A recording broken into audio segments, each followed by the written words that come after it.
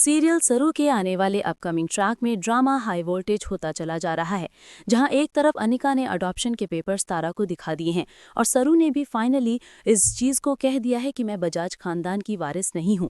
लेकिन हम सब जानते हैं कि सरू ही तो खून है बजाज खानदान का, लेकिन सरू ही बेचारे इस बात को जानती नहीं है और सरोजा ये जानती है, लेकिन अपनी सरू के लिए ये बात बता ही नहीं रही है और इसी वजह से सरू ये सारी चीजें सफर कर रही है, भुगत रही है।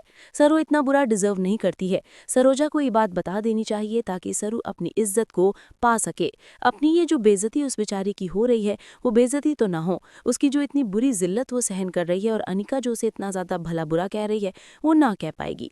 खैर, आने वाला अपकमिंग ट्रैक जब खरेश तक के बाद पहुंचेगी, जब सरू अपनी माँ को फोन लगाकर ये सब बताएगी कि उसके साथ इतना बुरा हो रहा है, तो सरोजा लेगी खरेश से वापस लौटने का फैसला और बताएगी सरू का सारा सच कि सरू ही है बजाज खानदान की इकलौती वारिस और वही है चंद्रकांत की इकलौती पत्नी जिसने सरू को जन्म दिया था। चंद्रकांत है सरू का पिता।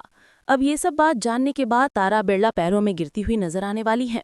इसके बाद अब सरू को अपना स्थान तो मिलेगा, लेकिन कामिनी देवी आने वाली है बाहर और कामिनी बाहर आने के बाद मचाएगी तांडव, क्योंकि अब पता पड़ जाएगा सबको कि सरू सच में ही वारिस है इस पूरे खानदान की और अब सरू के ऊपर है निगाह कामिनी की और अनिका की।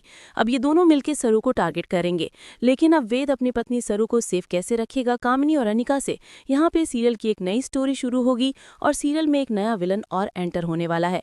वहीं पे सरोजा अब फिर से बजाज खानदान में रहने वाली है चंद्रकांत के साथ और एक साथ रहेगी उर्मिला के।